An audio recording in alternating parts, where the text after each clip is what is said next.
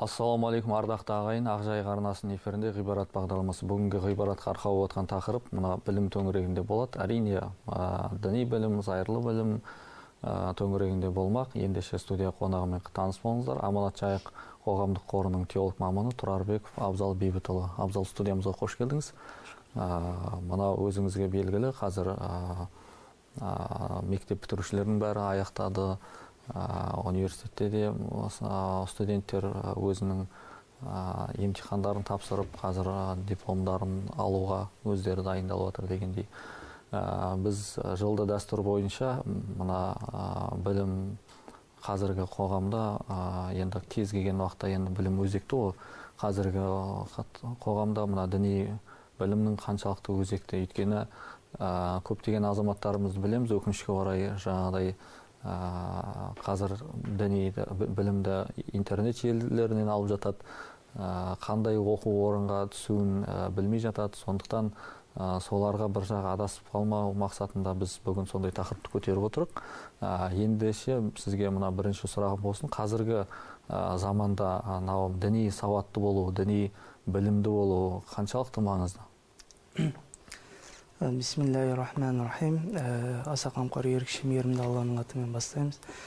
Ең әуелі бізге осындай жалпы дінді жеткізген, ислам дінін жеткізген Алланың елшісі Мұхаммед пайғамбарымызға Алланың игілігі мен сәлемі болсын. Бұл ислам діні, асыл дініміз. Бұл жалпы біз қазақ халқына да осы дініміз, ислам діні, ол әуелден осы 12 ғасырдай біздің жалпы аймақта біздің осы ата-бабаларымыз ұстанып өткен дін жалпы бізге бейтаныс емес. Бұл дін, ислам діні біздің ата-бабаларымызбен біте қайнасқан, сондай жалпы берік ұстанған ислам діні болмақ. Осы дін қазіргі кезде негізі көптеген, сіз айтып отқандай, көптеген жастарымыз, көптеген адамдар осы білімсіздіктің салдарынан, осындай бір діни сауатсыздықтың арқасында көптеген жалпы теріс ағым деп жатамыз, сондай жалпы бағыттарға бұрылып жатқанын көріп жатамыз. Әрине ол дұрыс емес. Жалпы діни білімді алған кезде жалпы қандай да бір нәрсе болса да Аллах тағала өз маманынан сұрауды бізге Құранда әмір етеді. Яғни мысалға егерде бізге бір қандай да бір операция жасайтын болса, біз әрине ол хирургтан я болмаса ауруханалардан барып сұраймыз. Сол секілді егерде қандай да бір діни мәселе болсын, діни проблема болсын, діни сұрақтар болсын, біз өзінің белгілі бір мамандарына, белгілі бір соның бір орталықтарына барып сұрағанымыз жөн болады. Енді қазіргі кезде ол қандай орталықтар деп айтсақ болады, қандай жерлер, қандай адамдардан сұраймыз. Біріншіден, жалпы бізге белгілі Қазақстан мұсылмандар діни басқармасы, осы Қазақстан Республикасында осы діни бірлестік, сол діни бірлестіктердегі жалпы әртүрлі нелер өздерінің белгіленген орындары бар, яғни мешіттер бар. Ол Қазақстанның түкпір-түкпірінде қандай жер болмасын, біз оны таба аламыз. Және оның ішінде бізге белгілі бас имам, наиб имам тағы да ұстаздар бар. Сол секілді біз белгіленген адамдардан қандай да бір сұрақтарымыз болса, солардан сұрақтардағы жауапты ала аламыз. Енді біз діни білімді осы мешіттен бастап алатын болсақ, екіншіден мешіт медреселерден, университеттерден біз тәлім ала аламыз. Яғни бізде қазір көп медреселер колледж тарапынан өтіп жатыр. Яғни осы колледж деңгейіндегі медресе деңгейіндегі жерлерден біз тәлім ала аламыз. Ендігі келесі жоғарғы оқу орны осы Қазақстан Республикасындағы осы белгілі бірақ университет бар, ол Нұр Мүбарак Египет Ислам мәдениет университеті. Бұл жерде оқу бакалавр жүйесінде және магистратура, докторантура жүйесінде болып жатады. Бакалавр 4 жыл болатын болса, магистратура 2 жыл, докторантура 3 жылдық білім алу дәрежесімен жалпы білімге, діни білімді, шариғи ілімді алуға сондай жағдаяттар бар. Егер де осындай бір қандай бір сұрақтар болатын болса, қандай да бір осы діни орындарды белгілейтін болсақ, осындай нәрселер бар. Енді қазір көп қоғамда осы діни мәселелер бойынша көптеген ағымдар пайда болып жатыр, көптеген діни сұрақтарға байланысты неше түрлі пікірталастар жүріп жатыр. Осыны шешу мақсатында ең бірінші білім алу керек. Яғни білім алу әрбір осы дінді білем, дінді үйренем деген адамдарға осындай нәрселер міндет болып табылады. Абзал мырза, мысалы, бірінші кезекте жаңа сіздің сөзіңізден қорытынды жасайтын болсақ, кез келген адам діни сауатты ашам десе, мешіттерге барып сауатын ашуға болады. Егер ары қарай тереңдетіп, сол салада маман болып қалыптасып, діни білімін үйреніп, халыққа жеткіземін, немесе жаңағыдай жоқ, осыны терең үйренгім келеді десе, онда жаңағыдай медресе, университеттерге барып оқуға әбден болады ғой қазіргі таңда. Тағы бір осы жерде сұрақ, енді кез келген адам, біздің енді шариғаттың мақсаты барлығы бірдей діни маман болуы шарт емес қой. Белгілі дәрежеде өзінің сауаты болса, ол мүмкін инженер болар, мүмкін дәрігер болар, мүмкін ұшқыш болар, мүмкін басқа да бір журналист болар, осындай. Сондай азаматтарға қазір шыны керек, енді мешітке әрине, ол енді қалалық жерлерде болмаса, енді аудан, ауыл жерлерде көбісі бармай жатады, немесе қаланың өзінде де көбісі уақыт болмай жатады. Интернет кеңістігінде де неше түрлі ақпарат көп, білім сауатын арттыруға бағытталған. Осындай азаматтарға, өзіндік сауатын арттырып, өзі жаңағыдай ақ пен қараны айырғысы келетін азаматтарға қандай кеңес айтар едіңіз? Бұл жерде мысалға, егерде адам жаңадан осы дінге қызығушылығы артып, қандай да бір сұрақтар болып жатса, алдыңғы айтқанымыздай, жалпы белгіленген бір маман иелерінен сұрау міндет болады. Бірақ та қазіргі кезде айтқаныңыздай интернет желісінде, YouTube желісінде көптеген ақпараттар бар. Оның ішінде дұрысы бар, бұрысы бар деген сияқты. Көптеген ғалымдардың әртүрлі пікірлері бар. Сол сияқты, егер жаңадан біліп үйреніп жатқан адамға интернет желісінен жалпы діни сұрақтарға жауапты алмауға кеңес береміз. Егер де ол адам сол интернет желісінен алып дұрыс болсын, бұрыс болсын, ол жағдайда жалпы шешімін табу қиын болады. Егер адамның өзінің сұрағы болатын болса, белгіленген бір жерлерден сұрақтарға жауапты алса болады. Бірақ айтқанымыздай интернет желісінен алмаған дұрыс болады. Және де мысалы бір адам намаз оқып жүр, сол адам біледі ғой деп, сол адам солай айтты деп жасауға да, соны ұстанып кетуге де болмайды. Яғни ол нәрседен. Яғни, діни білімге, діни сауаттылыққа өте жауапкершілікпен қарау керек. Әрине, енді кез келген адам ол ақпарат интернеттен алғанда, егер оның мүлдем хабары болмаса, оның адасып кету қаупі басым болады осында ақпарат алатын болса. Өте орынды деп ойлаймын, енді біздің құрметті көрермендерге де түсінікті болды деп ойлаймын. Өте жауапкершілікпен қарау керек. Мына адамның өзі денсаулығы ауырған уақытта операция жасағысы келсе, кез келгеннен сұрап болмаса сол интернет желісінен қарап өзіңіз жасалмайсыз ғой. Енді міндетті түрде сол дәрігерге жүгінесіз, өйткені ол сіздің денсаулығыңыз сізге қымбат. Сіз егер денсаулығыңызды жарақаттап алсаңыз, ол біреуге ол сіздің денсаулығыңыз қызық емес. Сондықтан мына діни білімде солай түсіну керек. Діни білім ол сіздің рухани ішкі дүниеңіз, кейін мына өмірде дұрыс, теріс қалыптасуға үлкен мән беретін болғандықтан өте жауапкершілікпен қарау керек. Егер Құдай сақтасын, сіз жаңа теріс ақпарат алып адасып кететін болсаңыз, ол сіз өзіңізбен қоса мүмкін бала шағаңызды, жанындағы адамды да сол ағымға тартып кетуіңіз мүмкін. Бұның салдары ертең үлкен өкінішке алып баруы мүмкін. Абзал мырза, осы жерде тағы бір сұрақ. Бізде қазір көп азаматтар енді мына жаңа діни білім алуды қозғап жатыр ғой. Енді кейбір студенттер, мектеп оқушылары өзі шешкен болуы мүмкін. Мысалы, мен мектепті бітірдім, осы теологиялық оқуды оқимын. Жаңа Нұр Мүбарак университеті болсын, болмаса басқа да медреселер болсын. Осы қазіргі уақытта мынау заманның талабында, қазіргі заман талабында мына зайырлы білім мен діни білімді ұштастыра оқып сауатты ашу қаншалықты маңызды? Жалпы діни мен және зайырлы білімнің жалпы ара жігін біріншіден ажыратып өтсек, бірінші діни білімде ол жалпы бізде қайнар көз діни білімде ол әрине бірінші Құран және де пайғамбарымыздың саллаллаху алейхи вассаламның сүннеті, осыған негізделеді діни.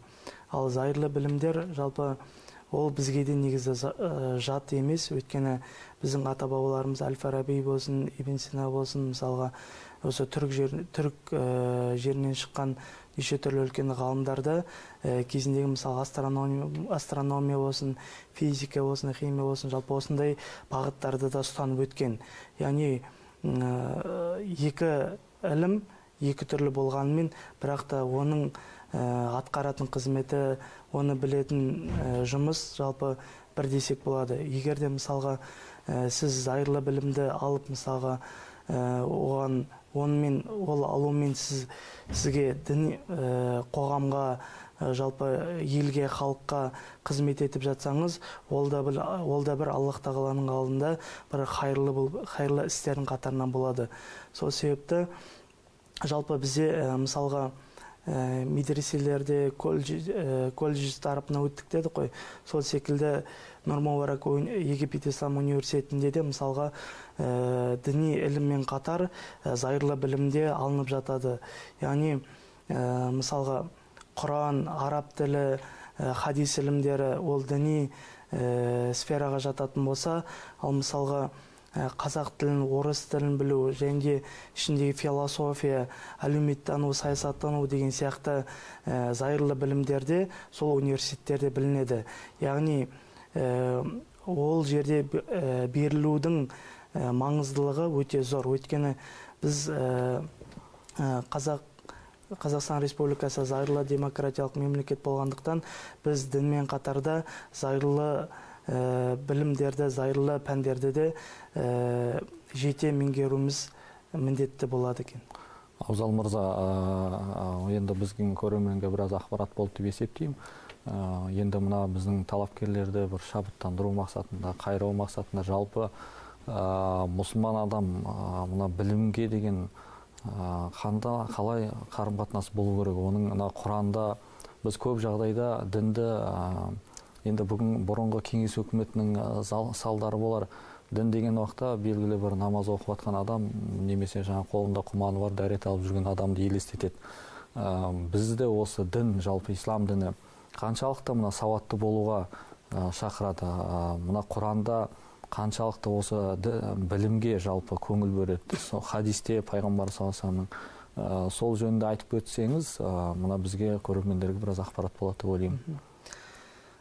Аллах Тағала осы жөнінде ең бірінші алғашқы түсірген аяттарының бірі ол Иқра. Яғни Иқра бисмилля, Иқра деп айтады. Жалпы осы айтумен қатар Аллах Тағала барша жалпы адамзатқа, мұсылманға негізгі оқуды және білім алуды парыз қылған. Яғни пайғамбарымыз саллаллаху алейхи айтады, әрбір мұсылман ер адам мен мұсылман әйел адамға ілім алу парыз дейді. Яғни ол ілім алудың жалпы екі түрі бар. Енді бұл жерде парыз айын, парыз кифая деген нәрселер айтып өтейік. Парыз айын дегеніміз, яғни әрбір адамға жекелеген парыз, міндетті ілім. Ол бірінші жалпы адамның өзінің ғибадатын дұрыстауға бағытталған ілім. Мысалға намаз оқу, ораза ұстағыңыз келсе, ол жайындағы іліміңіз сізде болу керек. Екіншіден жалпы жаратушыны тану, яғни Алланың бірін, барлығын тану. Осы нәрседе ол адамның жеке өзіне міндетті нәрселер. Енді парыз кифая дегеніміз, ол жалпы көпшілік адамның арасынан бір адам оқитын болса, бір адам жалпы көпшіліктің мойнынан түсірілетін амал. Бұған мысалға, егерде халықтың арасынан бір мысалға хирург, врач шығатын болса, бір исламтанушы, бір теолог шығатын болса, жалпы ол халықтың мойнынан түсетін амал болып есептелінеді. жалпы Аллах тағала Құран кәрімде осыған байланысты фағалам инналлаха ла иляха иллалла дейді. Яғни сен біл, содан кейін барып Аллах тағаланың бір екенін білесің дейді. Яғни бізге Аллах тағала бұл жерде бірінші білуді, яғни ілім алуды парыз екенін, ең бірінші амал екенін бізге түсіндіріп жатыр. Одан кейін барып амал жасайсың. Яғни бұл жерде білудің, ілім алудың шариғаттағы маңыздылығы өте зор болып есептелінеді. Бірінші қандай да бір нәрсе, қандай да бір мәселе болсын, бірінші соны шешіп алып, содан кейін барып ақ қарасын шешіп білгеннен кейін барып, ол нәрсеге амал ету бұйырылады. Иә, мына жаңа өзіңіз айтып кеткендей, Құранның қарап отырсақ та ең алғашқы аяты оқы деп түскен. Құранда менің білуімше жаңағыдай 700-ден астам жерінде Құранның аяттары осы білімге шақырады, адамды сауатты болуға. Пайғамбар саллаллаху алейхи уассаламда жаңа өзіңіз жақсы айтып отырсыз, хадистері адамды білімді, сауатты. Енді білім дегенде біздер тек қана көп жағдайда мына мектеп, университеттен шектеліп қалмау керек. Білім ол пайғамбар айтқандай тал бесіктен жер бесікке дейін жалғасатын дүние. Әрбір адам қазіргі таңда оның үстіне өте сауатты, кез келген жақтан ақпарат болса, ол ұтылмайды деп есептеймін. Енді кезінде сол дұрыс исламды түсінген біздің ғұламалар, сол ислам әлемінде өзіңіз жақсы білесіз, жаңа айтып отқан Әл-Фараби болсын, Имам Ғазалилер болсын, Ибн Сина, Ибн Рушд болсын, басқа да үлкен ғалымдар әлемде өзінің саласында үлкен жетістіктерге жетті. Тіпті мына Еуропа жеріндегі өздерінің гректерден қалған Аристотель, басқа Сократ, неше түрлі философтардың ақпаратын осы ислам ғұламалары арқылы қайтадан танысып, сол Әл-Фарабидің басқа да еңбектерін арабша аударған, оны қайтадан өздерінің тіліне аударып ақпарат алғаны белгілі. Осы енді бұл жалпы болған тарих қой. Осындай дұрыс білім біздің қазақ жеріне қалай біздің ата-бабаларымыз шариғи білімді қаншалықты біз көп жағдайда қазір өкінішке орай ағымдардың кесірі болар.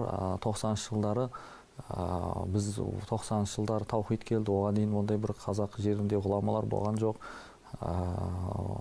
Көбісі дұрыс емес суфизм бағытта болды деген сияқты осындай бір дұрыс емес пікірлер айтылып жатады. Әрине бұл енді орынсыз деп ойлаймын. Енді ол да бір адам өзінің мәліметін аз екенін білдіреді. Сол біздің де жеріміз, қазақ топырағы қаншалықты біліммен сусындады.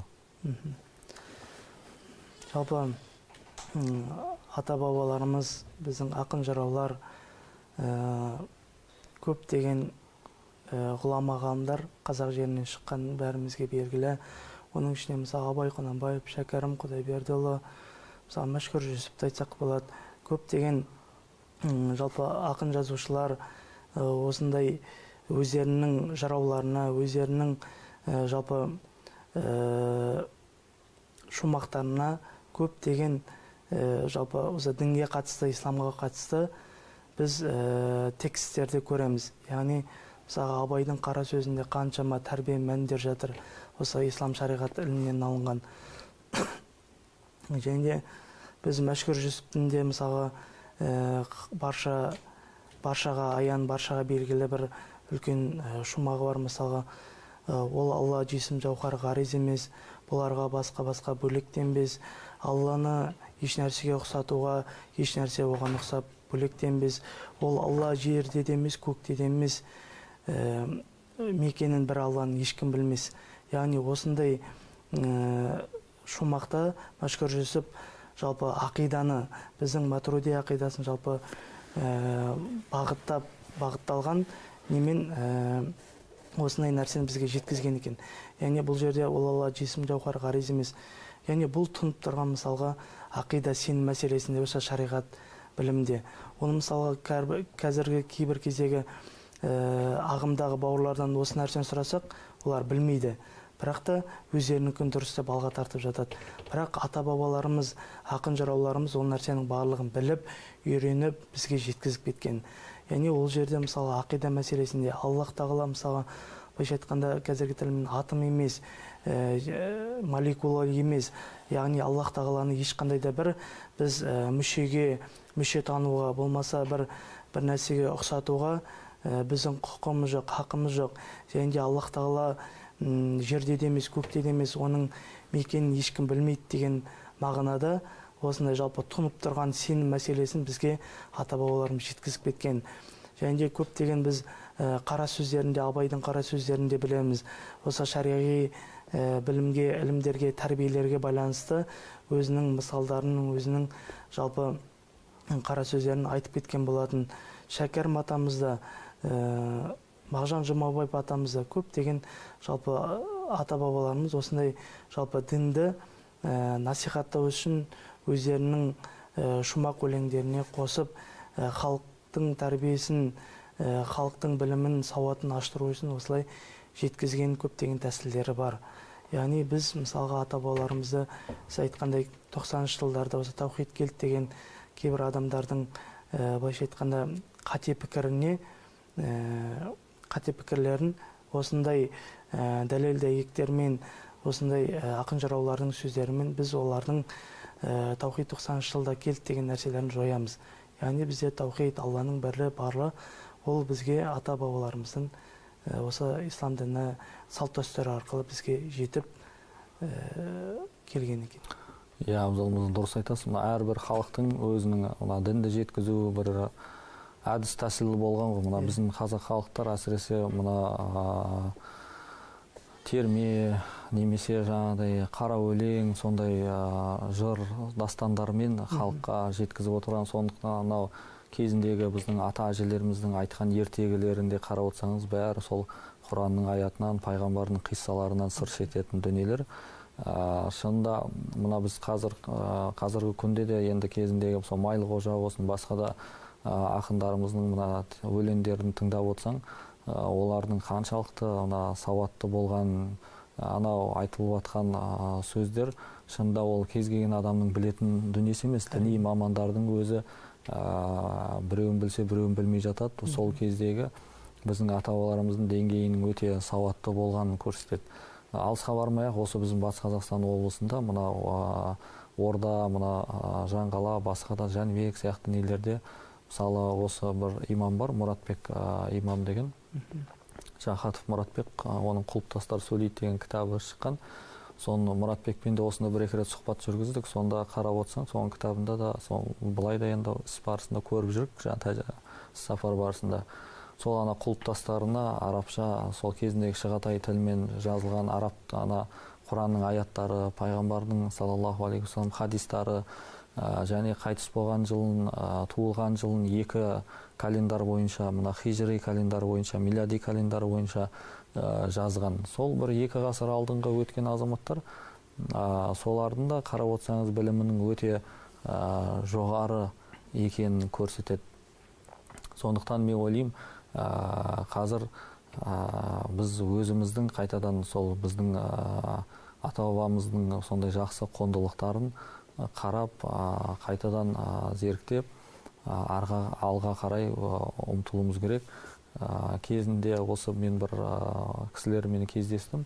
Алматыда жүргенде, мына Мысыр елінде, осы мына Совет өкіметінің кезінде енді болды ғой, мына 31-ші жылдары басқа репрессия болған кезде 37 қаншама біздің зиялы қауымдарды қырып тастады.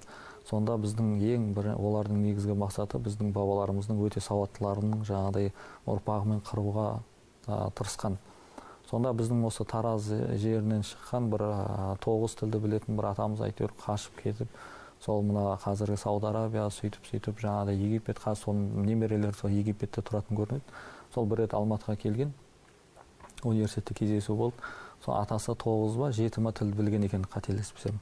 Сол үлкен лауазымдарда істеген, дипломат болып, сол Мысыр елдерінде, Сауд Арабия елдерінде жаңағыдай сол өзінің білімінің артында. Сол кезде оның елден кетудің бар мақсаты олар артына түсіп қудалап бүкіл ұрпағын жоюға тырысты, әйтеуір қашып аман қалды. Сол енді сондай біздің қандастарымыз өте көп қой. Мысалы өзіңіз жаңа жоғарыда айтқан біздің Әл-Фараби бабамыздың өзі қаншалыққа тұрарлық. Мына сол Әл-Фараб қаласының өзі, Әл-Фараби енді бүкіл әлемде екінші ұстаз деп мойындалған Аристотельдан кейін. Сол да біз қарап отырсаңыз біздің топырақтан шыққан. Сонымен қатар мына имам Бұхарилар, мына Құраннан кейінгі екінші орында тұратын хадистің жинағы, мына біздің Бұхара қаласынан, енді кезінде қазір Өзбекстан территориясы болғанмен, бірақ кезінде бәрі түріктердің бір несі болды ғой. Сондықтан мен ойлаймын, бізде мына Орта Азияның өзіндік бір ғылым білімге деген өзіндік бір шариғи бір мектебі болды. Енді мына біздің қазір жастарымызға қандай бір насихат айтуға болады, оларға қандай мына адасып теріс бағытқа кетпеу үшін қандай оқу орындарды мына әлемдегі сондай насихат айтар едіңіз? Жалпы бізде мынандай нәрсе бар. Егерде адам 11 бітіретін болса, болмаса 9 бітіріп колледж бітіретін болса деген сияқты өзінің жалпы білім алу жүйесі бар ғой. Сол жерде мысалы егерде бала жастайынан дінге осы бейім болатын болса, оны жастайынан дін оқуға беретін болса, әрине бірінші медреселерде білім алған жөн. Бізде мысалы 9-шы сыныптан кейінгі қабылдайтын медресе колледждер бар осы Қазақстан Республикасының бойынша. Жалпы бір-екі медресе бар 9-дан кейін алатын. Мысалы Сарыағаш медресесі деген сияқты. Сол медреселерге 4 жылдық тәлім тәрбие алу үшін жалпы баланың бірінші ең бастапқы фундаментін қалыптастыру мақсатында осындай медресе колледждерге берсе болады. Екіншіден, егерде бала 11 бітіретін болса, яки болмаса осы медресе бітіргеннен кейін университетке түссе болады. Ол университет бізде Қазақстанда бір университет бар, ол Нұр-Мүбарак Египет Ислам мәдениеті университеті. Ол жерде жалпы теологиялық білім, және исламтанушылық, дінтанушылық, және араб ағылшын тілі, яғни филология факультеттері жұмыс істеп жатыр. Яғни осындай мамандықтарға тапсырып, бала өзінің несін дінге деген қызығушылығын сол арқылы тауып, сол арқылы жалпы көптеген сұрақтарға жауап беріп, болашағына көптеген жалпы әсерін тигізсе болады сол арқылы. Енді осыдан бөлек бізде жалпы әлем бойынша мысалға баршамызға белгілі Әл-Асқар университеті бар. Ол Мысырда Каир қаласында орналасқан. Ол жерде де білім жүйесі өте мықты, керемет. Екіншіден жалпы Түркияда да көптеген білім алу жүйелері бар. Ол жерде де көптеген медреселер, университеттер бар. Бірақ та ең айта кететін нәрсе, шетелге шықпас алдын ең бірінші егерде жіберетін баланы бірінші колледжден болмаса осы медресе колледждерден, университеттерден бір өткізіп алған дұрыс болып есептелінеді. Өйткені ол жаққа барғаннан кейін неше түрлі ағымдар бар, теріс ағымдар бар, әртүрлі бағыттағы адамдар бар, көзқарастар бар. Сол себепті адамның өзінің осы дінге байланысты сұрақтары, дінге байланысты көзқарасы дұрысталмайынша негізі көп адамдармен, сырт елдермен жалпы байқап араласқандары жөн болады.